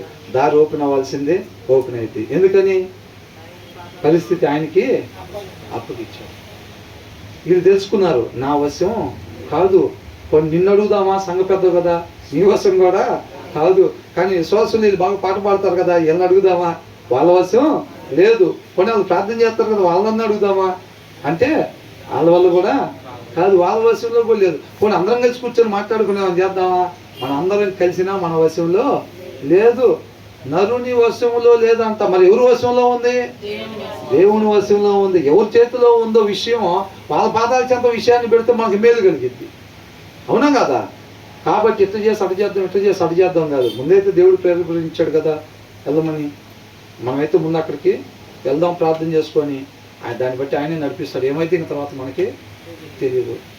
ఆయన విశ్వాసంతో వెళ్ళిపోవటమే అక్కడికి. అంత మేలు జరిగింది. కానీ ఏం జరిగింది?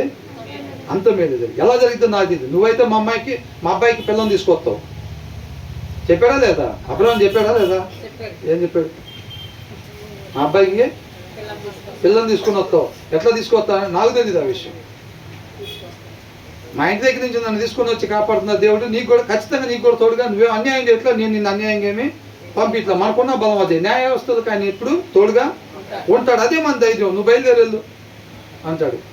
ఇక అన్ని రోజులు అబ్రహాం దగ్గర కూర్చున్నప్పుడు అబ్రహాం ప్రార్థన చేసుకుంటూ ఉంటాడు, ఆరాధన చేసుకుంటూ ఉంటాడు. ఎన్నోసార్లు ఉండుంటాడు కాబట్టి అక్కడ ఇక ఆ మాటకి ఎత్తగో చెప్పు, అసలు నాకేం అర్థం అట్లా పంపిస్తే అక్కడ దారిలో నిలబడమంటావు వెళ్ళి అని అనుకోని నీకేం మాట్లాడుకుని బయలుదేరి వెళ్ళా. తీసుకొచ్చాడా లేదా? తీసుకొచ్చాడంత. అది విశ్వాసం, అది విశ్వాసం. అవునా? ఆ విశ్వాసంతో లోకాన్ని జయిస్తాడు అన్నమాట మనిషి. నిజమైన క్రైస్తవుడు, నిజమైన విశ్వాసి విశ్వాసం ద్వారానే నడుస్తాడు. పరిస్థితి కళ్ళు మూసుకుని ఉంటాడు, విశ్వాసపు నేత్రాలతోనే ముందుకు సాగి ఓడుకుంటాడు. ఆ ఒక్క పరిస్థితే కాదు, ఎగ్జాంపుల్ నేను చెప్పాను అంతే. ఏదైనా అంతే. ఇంకా మనం నీతిగా ఉన్నాం, చక్కగా చదువుకున్నాం, పరీక్ష తప్పాం, తర్వాత ఏమో సెప్టెంబర్ లేదంటున్నారు. ఇంకా అంతే. ఏంటంటారు? అయినా దేవుని చిత్తం. దాని వెనకాల మేలు ఉంది, మనకు తెలియదు. కానీ అది మనకు తెలియపోయినంత మాత్రాన మేలు లేదని అర్థం. మేలు లేదని కాదు. ఏంటో నాయన తల మీద తైలం పోసారు, అప్పటి నుంచి పరిగెత్తమే సరిపోతుంది. దావీదు అంతేనా? తైలం పోసిన దగ్గర నుంచి కొండలెమ్మడ పడి పరిగెత్తుంది. ఇక పరిస్థితి తైలం పోయిపోతే బాగానే ఉంది దావీదు పరిస్థితి. తైలం ఎప్పుడైతే పోసాడో సమయాలు తీసుకొచ్చి ఇక అప్పటి నుంచి సౌలు బడిసి తీసుకుని ఎమ్మడ పడటమే సరిపోయింది. ఇంకా ఆ తైలం పోయికి ముందు బాగానే ఉంది, పోసిన తర్వాత తినటం వంటం అంతా కూడా పండుకోవటం మొత్తం అడవుల్లో కొండల్లో గృహాల్లోనే సరిపోయింది కదరా అని అనుకుంటున్నాడు. మరి తర్వాత ఇప్పుడు కూడా ధ్యానించుకుంటున్నాం. ఇంకా దావీదు గురించి ధ్యానించుకుంటున్నాం లేదా? మామూలు మేలు అది. ఆ పరిస్థితుల నుంచి పోయాడు కాబట్టి అనేక సార్లు వాళ్ళ దగ్గరికి తీర్పు కోసం ఆయన దగ్గరికి ఆడవాళ్ళు వచ్చినా సరే ఇంకోసారి ఆయన అక్కడ దారి తప్పలేదు. ఆయన పనిష్మెంట్ ఎందుకు ఇచ్చే దానికన్నా కదా. బాబోయ్ మళ్ళీ కొండలు వద్దని మనం పోవడం దారి. అది ఆ శిక్ష తెలిసింది కాబట్టి, శిక్ష తెలిసింది కాబట్టి. ఎవడన్నా ఒకసారి చూసి రాశాడు అనుకోండి, వాడి అమ్మటే ఏం చేస్తాడు? 500 సార్లు రాసుకురా అంటాడు. వాడు రాసి రాసి చేయి నొప్పి తర్వాత వాడికి పరిస్థితి పెడితే తలకే పక్క తిరగదు. ఇంకా ఎందుకు తిరిగితే 500 సార్లు మన వల్ల కాదురా బాబు ఆ శిక్ష. రాయిపోయి ఇచ్చేసేద్దాంలే, కానీ మనం మాత్రం పక్కకి చూడకూడదు. అందుకనే శిక్ష పెట్టేది. అవునా కదా? ఆ తర్వాత ఏమంటాడు? తమ మార్గమును ఏర్పరుచుకొనుట నరుల వశములో లేదనియు, అంత మాత్రమే కాదంట, ఇంకేం లేదంట. సన్మార్గం తన ప్రవర్తనలో ఏందంట? సన్మార్గంలో, మంచి మార్గంలో నడుచుకుంటే ఎవరు వశంలో లేదంట? నరుల వశంలో లేదంట. నేను అన్ని మంచి, నేను బాప్తిసం తీసుకున్నా, రోజు బైబిల్ చదువుతున్నా, మీరు నేను చెప్పిన ప్రకారం నడుచుకుంటాకంటాకి వీళ్ళు లేదంట. అది ఎవరు వశంలో ఉంది? మరి మనుషుల వశంలో లేదంటే ఎక్కడ చూసారా? అబ్రహాం పేరు లేకపోతే ఇంకొక పేరు పెడితే ఆయన వశంలో లేదేమో, కానీ మిగతా వాళ్ళ వశంలో ఉండొచ్చుగా అని అనుకుంటాడు. అందుకని ఏం పదాలు వాడారు? నరుడు అని అంటాడు. ఇక్కడ మనుషులు అంటే, మనుషులు అంటే అందరూ వస్తారా లేదా? ప్రతి ఒక్కరు మనుషులు తమ ప్రవర్తన యందు సన్మార్గమున, మంచి మార్గంలో నడుచుకోవాలి అని అంటే అది ఎవరు అందించాలి? ఆ ప్రవర్తన ఎక్కడి నుంచి రావాలి? వాక్యమై ఉన్న దేవుడే మన చేత ఆ ప్రవర్తింపజేయాలి తప్ప, లేకపోతే మన వల్ల. దానికి కూడా అనేక ప్లాన్లు ఉంటాయి. ఎట్లా ప్రవర్తిస్తాం, ఎట్లా చేద్దాం, మనిషిగా ఆలోచనలు అనేకం ఉంటాయి అని చాలా వచ్చిన వాళ్ళు చూసాం. మనం ప్లాన్లు ఎన్ని ఉంటాయి? లెక్కే లేదు, అన్ని ప్లాన్లు ఉంటాయి. కానీ మనం ప్రవర్తించాల్సిన రీతిగా మాత్రమే ప్రవర్తించాలంటే ఆ ప్రవర్తన ఎవరు మన చేత ప్రవర్తింపజేయాలి? దేవుడే, వాక్యమైన దేవుడే ప్రవర్తింపజేయాలి తప్ప వాక్యమైన దేవుడు లేకుండా ప్రవర్తించాల్సిన రీతిగా ప్రవర్తించటం మనిషి వలన కాదు. ఎట్టబడితే అట్ట ప్రవర్తించాలంటే దేవుడితో పని ఏం లేదు. అవునా కదా? ఇప్పుడు అపవాది ఉన్నాడు, అపవాది ఇష్టమేగా ఎట్టబడితే అట్లాగా ప్రవర్తించటం, మాట్లాడటం, ప్రేరేపించడం అంతా అంతేగా. అట్లా చేస్తూ ఉంటాడు అన్నమాట. కాబట్టి మనకి దీన్ని బట్టి ఏమర్థం అవుతుంది? రాజు హృదయం అంట దేవుని చేతిలో ఉంది. అది ఎవరైతే ఉండాల్సిన రీతిగా ఉంటారో వారి వైపు ఆ ప్రవాహాన్ని, ఆ రాజు హృదయాన్ని వారి వైపు తిప్పుతారంట. అర్థమవుతుందండి? కాబట్టి వెండి బంగారాల వైపు, వాటి వైపు, వీటి వైపు, పలుకుబడి ఉన్న వాళ్ళ వైపు, వీళ్ళ వైపు చూడటం కాదని, పాటలు పాడే వాళ్ళ వైపు, ప్రార్థన చేసే వాళ్ళ వైపు, వాక్యం చెప్పే వాళ్ళ వైపు కాదు చూడాల్సింది. ఎటు చూడాలంట? దేవుని వైపు మాత్రమే చూడాలి. అదే మనం షార్ట్లో చెప్తున్నాను, పాస్టర్ గారి ఫ్యాన్ అండి అంటున్నారు. ఎవరు ఫ్యాన్ అంట? పాస్టర్ గారి ఫ్యాన్ అంట. అవునా? పాస్టర్ గారు వల్లే ఏమీ కాదని క్లియర్గా రాశాడు అక్కడ. నరుల్లో పాస్టర్ గారు ఉంటారా ఉండరా? మనుషుల్లో పాస్టర్ గారు ఉంటారా ఉండరా? మరి పాస్టర్ గారు పోతుంటేనే ఆడేం మాట్లాడతారు ఆయనకే తెలీదు. అవునా కదా? ఎవరు నడపాలి? నడపాల్సింది మాత్రమే మనం నడవాలంటే అది దేవుడు నడపాల్సిందే తప్ప మనం సంఘ పెద్ద ఉన్నాడు కదా ఏం పర్లేదు వికెట్లు తీసుకోండి, బ్యాట్ తీసుకోండి అంటే సంఘ పెద్ద ఏం చేయడు అక్కడ. అవునా? పాస్టర్ గారు కాదు, సంఘ పెద్ద కాదు, పాటలు పాడేవాళ్ళు కాదు, ప్రార్థన చేసేవాళ్ళు కాదు, సమస్తం చేసేది ఆయనే. వీళ్ళు కూడా ఏం తక్కువ వాళ్ళు ఏం కాదు. ఇప్పుడు వాళ్ళ శిష్యులు, దేవుని శిష్యులు కూడా అద్భుతాలు ఆశ్చర్యకార్యాలు చేసిన వాళ్ళు ఏమన్నా తక్కువ? వాళ్ళు తక్కువేం కాదు. వాళ్ళకెళ్ళి చూస్తున్నారా, మాకెళ్ళి ఎందుకు చూస్తున్నారు, ఏదో మేము చేసినట్టుగా అని అంటున్నారు. అవునా కదా? పాస్టర్ గారు వాళ్ళకి కూడా కొంతమంది యూత్లు తయారైనాయా లేదా? యూత్లు అంటున్నారు. ఆ యూత్లు, ఈ యూత్లు అట్లాగా తయారైపోయింది. ఆ తర్వాత ఏమంటున్నారు? యెహోవా నీవు నన్ను బొత్తిగా తగ్గింపకుండునట్లు నీ కోపమును బట్టి నన్ను శిక్షింపక నీ న్యాయ విధిని బట్టి నన్ను శిక్షింపుము. నిన్నెరుగని అన్యజనుల మీదను నీ నామమును బట్టి ప్రార్థింపని వంశముల మీదను నీ ఉగ్రతను కురిపించుము. నీ ఉగ్రతను కుమ్మరించుము. వారు యాకోబును మృంగివేయుచున్నారు. మరి అంతేగా చెప్పిన మాట వినకపోతే ఏం చేస్తారు? మరి ఆయన చూస్తా వదిలిపెట్టేస్తాడా? దొరికారా మిమ్మల్ని నరకంలో పడేస్తారు, రేపు తీర్పు తీర్చాను అంటాడా? మనుషుల్లాగా అట్లా ఎవడోడు ఎప్పుడు దొరుకుతాడా అని చూస్తూ ఉంటాడు ఆయన. ఆయన సరి చేసుకుని సమయం ఉండగానే ఏం చేస్తాడు? సరిచేసి చక్కగా వాళ్ళని తండ్రితో పాటు సమాధానం పరుస్తానికే చూస్తాడు. అంతవరకు ఆయన మనల్ని ప్రేమించి. అవునా? తర్వాత వాటిలో ఉంది అసలు చూడండి ఎలా ఉంటుంది. ఆ తర్వాత ఏమంటున్నాడు? స్పీడ్గా చూద్దాం, ఒక 10 నిమిషాలు పావుగంట క్లోజ్ చేద్దాం లేని.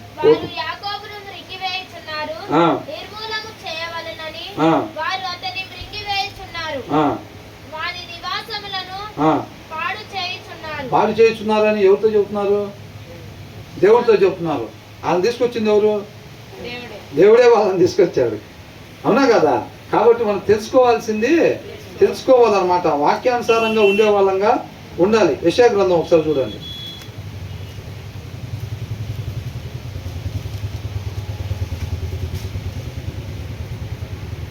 యెషయా గ్రంథం 46వ అధ్యాయం.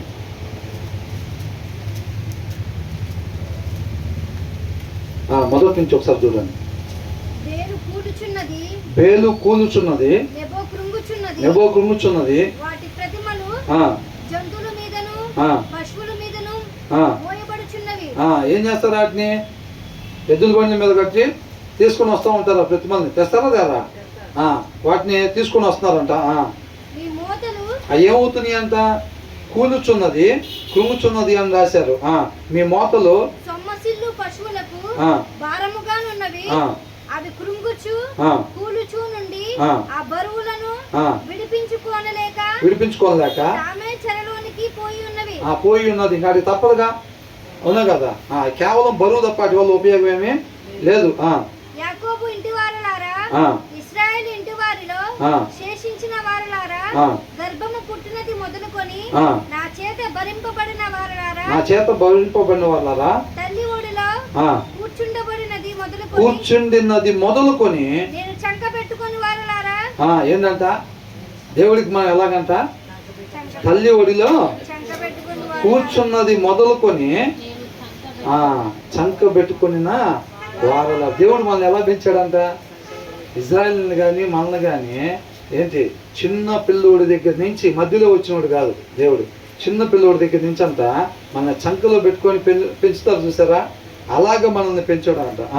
నా మాట ఆలకించుడి, నా మాట ఆలకించుడి, ముదిని వచ్చు వరకు నిన్ను ఎత్తుకొని వాడను నేనే, తల వెంట్రుకలు నెరయు వరకు. ఎప్పుడు దాకంట? అవునా, ముదిమి వచ్చు వరకు అని అంటున్నాడు. ముసలోళ్ళు అయిపోయిన చిన్న పిల్లల దగ్గర నుంచి ముసలోళ్ళు అయిపోయిన దాకా తల వెంట్రుకలు నెరయు వరకు ఎవరు చేశారంట మనల్ని? ఆయన మాత్రమే కలుగు చేశాడు. అవునా, నేనే చేసి ఉన్నాను.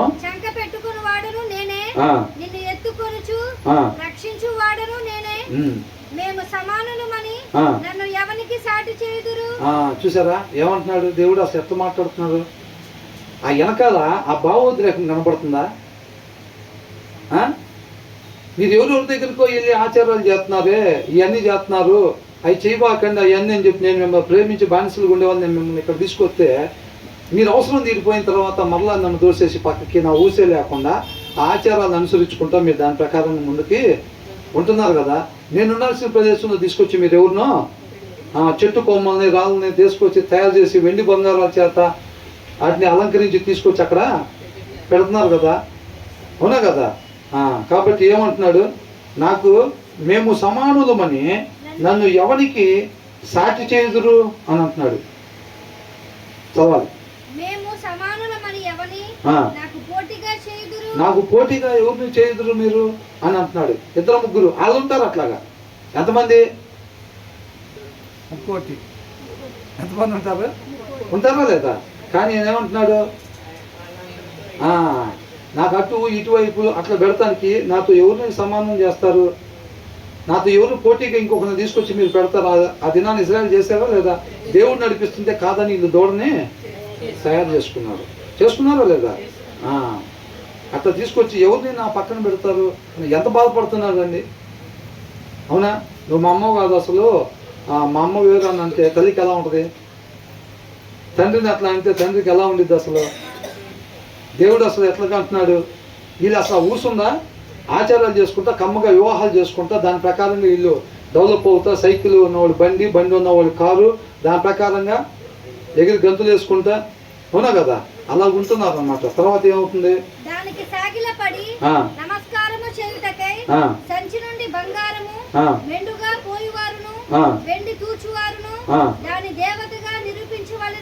ఏం చేస్తున్నారు? దాన్ని తీసుకొని వచ్చి పెట్టి దేవతగా దాన్ని నిరూపించాలని చెప్పి దాన్ని దేవతలాగా మనకు ఒక నడిపించే దేవత కావాలని చెప్పి నన్ను కాదని చెప్పి వేరే వాళ్ళని పెట్టుకొని కంసాలకి ఇచ్చి దాన్ని దేవతగా ప్రూవ్ చేయాలని చెప్పి ప్రయత్నం చేస్తున్నారు అంటున్నాడు.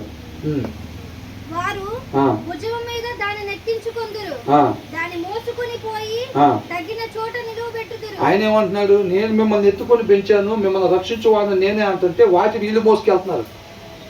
ఏంటంట? వీళ్ళు తయారు చేసుకొని వాటిని మోసుకొని వెళ్ళి వాటికి దండం పెడితే కాపాడిద్దా? ఏ నుంచి ఆడక బాగాలేంది, ఏమేమి కాపాడిద్ది? అవునా కదా. అట్లా అంటున్నాడు. వారి భుజం మీద దాన్ని ఎక్కించుకుందరు, దాన్ని మోసుకొని పోయి తగిన చోట నిలవబెట్టుదురు.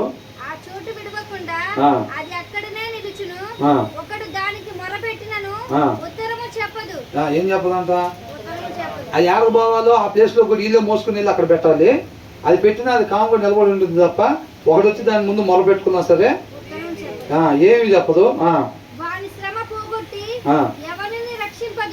అసలు కనపడితే కదా, కనపడదు, వినపడదు, మాట్లాడదు, ఏమి లేదు. కాబట్టి ఒకడొచ్చి అక్కడ మొర పెట్టుకుందంటే వాడి శ్రమ బాగొట్టి ఎవరిని కూడా రక్షింపదు అని అంటున్నారు.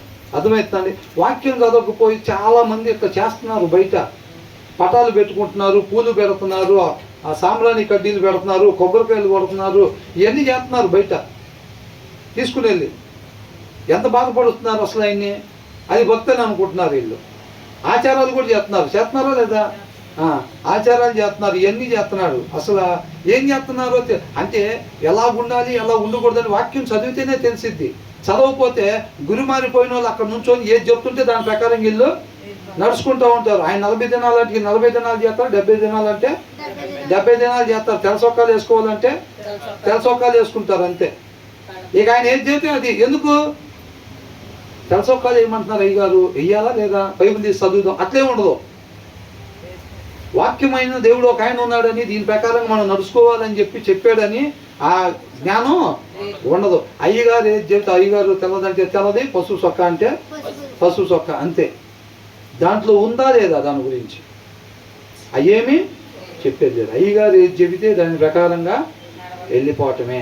ఇందాక అలాగ చెప్పారుగా, వాళ్ళు దేవుడి దగ్గర యెహోవా యొద్ద విచారణ చేయరంట కాపరులు, కాబట్టి వాళ్ళే వర్ధిల్లు లేకుండా ఉన్నారంట.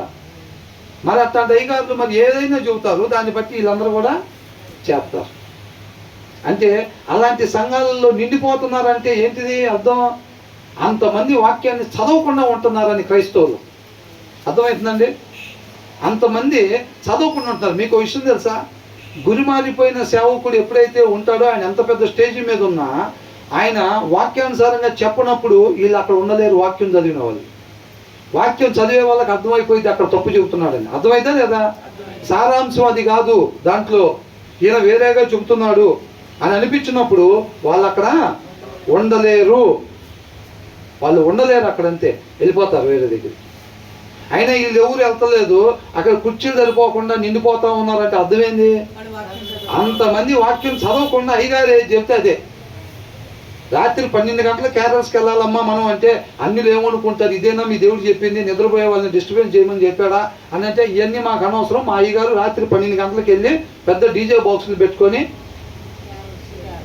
ఏసే పుట్టాను ఏసే రక్షకుడు అని చెప్పి అరుచుకుంటూ పోయి అందరూ గందరగోళం క్రియేట్ చేయమని చెప్పారు అంతే. ఇంకా అయ్యగారి మాటే దేవుడి మాట తప్ప ప్రత్యేకంగా దేవుడి మాట ఏమీ ఉండదు. అది వాళ్ళది. అయ్యగారు 12 గంటల కంటే 12 గంటలకి, 2 గంటల కంటే 2 గంటలకి ఆల్ నైట్ ప్రేయర్ అంటే అయ్యగారు ఆల్ నైట్ ప్రేయరే. ఆరోగ్యాలు పాడైనా, కిడ్నీలు పోయినా, ఏది పోయినా అయ్యగారు ఆల్ నైట్ అన్నారు కాబట్టి ఆల్ నైటే. అప్పట్లో ఆల్ నైట్ అని ఎందుకు అన్నారు? ఇప్పుడు ఆల్ నైట్ చేయాలా, లేకపోతే ఏదన్నా పబ్లిక్ హాలిడే రోజు పెట్టుకోవచ్చుగా ఫుల్ ప్రేయర్ డే కింద, అది కుదరదు. అయ్యగారు ఆల్ నైట్ అన్నారు, అది అర్ధరాత్రి నుంచి అన్నారు అంతే. తెల్లారు 4 గంటల దాకా. మళ్ళీ అయ్యగారు పొద్దున్న 6ంటికి పెడతారు అవసరమైతే. 37వ తారీఖు రాత్రి 3 దాకా పెట్టి తెల్లారు 6ంటికి పెడతారు అయ్యగారు. ఎవడు ఎటుపోతే అయ్యగారికి ఎందుకు? ఉన్నారో లేదండి? ఖచ్చితంగా ఉన్నారు. తెల్లారి నాకు నడిపే వాళ్ళు ఉన్నారు, పొద్దున్న 8ంటికి చర్చి పెట్టే వాళ్ళు ఉన్నారు తెలుసా? మనుషులేగా అక్కడ కూర్చునే వాళ్ళు మనుషులే కదా. అది టయాలు బట్టి ఏమీ ఉండదు. అవునా? తర్వాత ఏమంటున్నారు?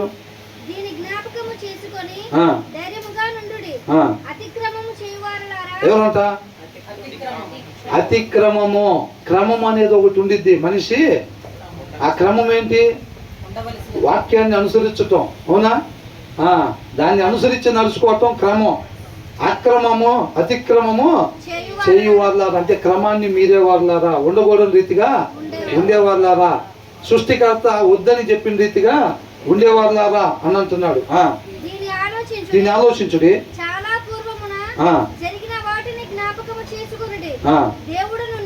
దేవుడును నేనే, మరి ఏ దేవుడును లేడు.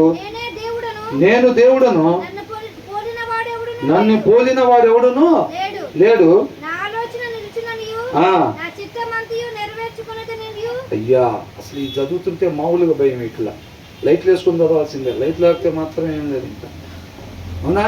అసలు ఈ మాటలు ఈ చదువుతుంటే అసలు మామూలుగా లేదా భయం. అవునా కదా? ఏమంటున్నాడు? నా ఆలోచన నిలుచుననియు. మీ ఆలోచన వాళ్ళ ఆలోచన ఇంకొక ఆయన చెప్పారండి ఏం చెప్పారండి కాదు. వాళ్ళ ఆలోచన నీ ఆలోచన ఇంకొకళ్ళ ఆలోచన కాదు. అక్కడ ఎవరు ఆలోచన అంట?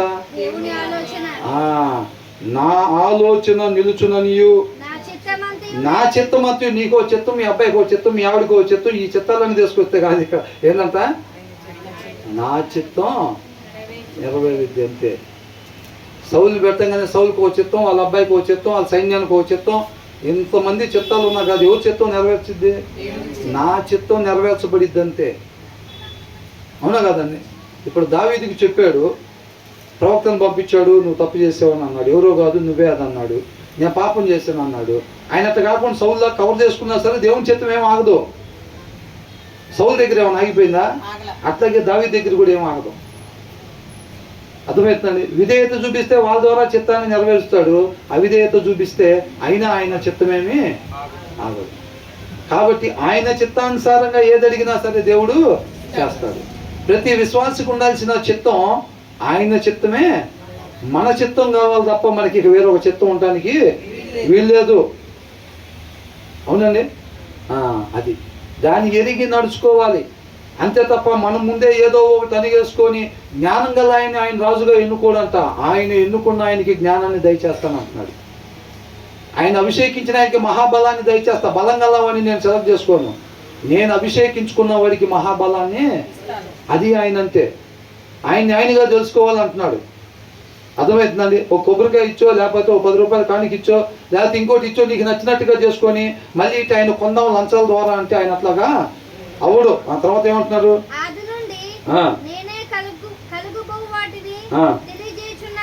ఏంటంట కలగబోయే వాటిని ఏం జరగబోతున్నాయి ఫస్ట్ నుంచి చెప్పినోడిని నేనే,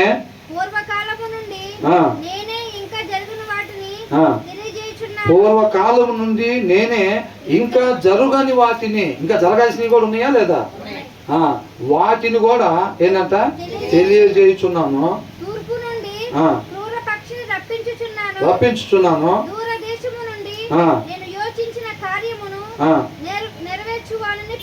ఇందాక వచ్చారా లేదా, ఆల్రెడీ ధ్వని వినపడుతుంది, ఆల్రెడీ వస్తున్నారు వాళ్ళు అని అన్నారా. ఇది నేర్చుకోవాల్సింది నేర్చుకోకుండా ఇదంతా ఎందుకు చెప్తున్నాడు, దేవుడి స్థానంలో వాళ్ళు వేరే వాళ్ళు ఉంచుతున్నారు వాళ్ళు. అర్థమవుతుందా, వాటి గురించి వివరంగా చెప్తున్నారు. చెప్పాల్సిన అవసరమే ఉంది అసలు. దేవుడికి పనిష్మెంట్ ఇస్తే అయిపోయిందిగా, కానీ అట్లా ఇస్తాడా, అట్లా ఇవ్వడు దేవుడు. దేవుడి స్థానం వాళ్ళు వేరే వాటికి ఇస్తున్నారు కాబట్టి ఆయన తెలియపరుచుకుంటున్నాడు. అది మొత్తం కూడా తెలుసుకోండి అంటున్నాడు. ఆ విషయం తెలుసుకున్న తర్వాత మరలా వాళ్ళ దగ్గరికి తీసుకుంటాడు. ఇక్కడ చూడండి, తూర్పు నుండి క్రూర పక్షిని, ఏ పక్షి అంటది, క్రూర పక్షిని మేలు చేసిద్దా కీడు చేసిద్దా, కీడు చేసిద్ది. క్రూర పక్షిని రప్పించుతున్నాను దూరదేశం నుండి. ఆయన వచ్చి ఏం చేస్తాడంట, ఆయన బలం, ఆయన చిత్తం, ఆయన ఆలోచన కాదంట.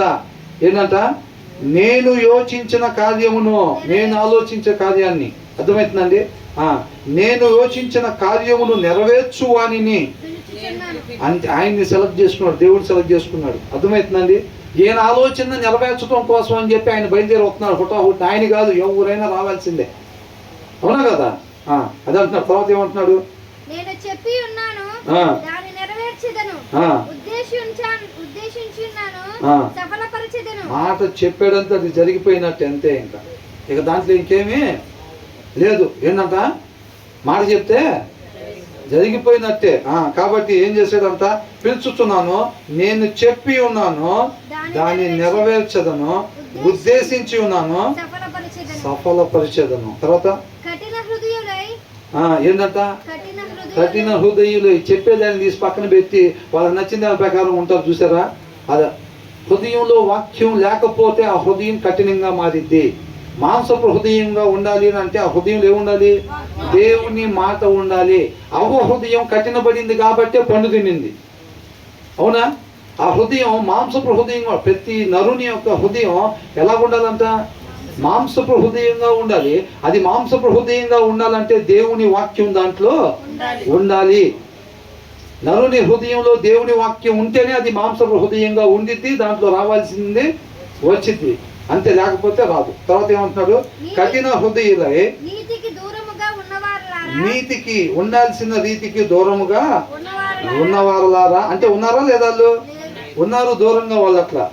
అవునా, నీతికి దూరంగా ఉన్నారన్నమాట. అందుకనే దేవుడు ఇదంతా చెప్తున్నాడు, నా మాట ఆలకించుడి, నా నీతిని దగ్గరకు రప్పించి ఉన్నాను, అది దూరమున లేదు, నా రక్షణ ఆలస్యము చేయలేదు, సియోనులో రక్షణ నుండా నియమించుచున్నాను, ఇశ్రాయేలునకు నా మహిమను అనుగ్రహించుచున్నాను. కాబట్టి ఈ లోకంలో ఏదో కనపడే దాని వైపు మన హృదయాలు తిప్పడానికి వీలు లేదు, మన కన్నులు వాటి వైపు తిప్పడానికి వీలు లేదు. నిత్యము మన కన్నులు ఎట్టుండాలంట. యేసన్న గారు పాట రాశారు కదా, ఏమని, కొండల తట్టు నా కన్నులు ఎత్తి కొదువతో నేను కుమ్ములేదన్నా అని అంటున్నాడు. కొండల వైపు మంచి అంటే లోక సంబంధంగా కావాల్సినవన్నీ దొరుకుతాయి అక్కడ.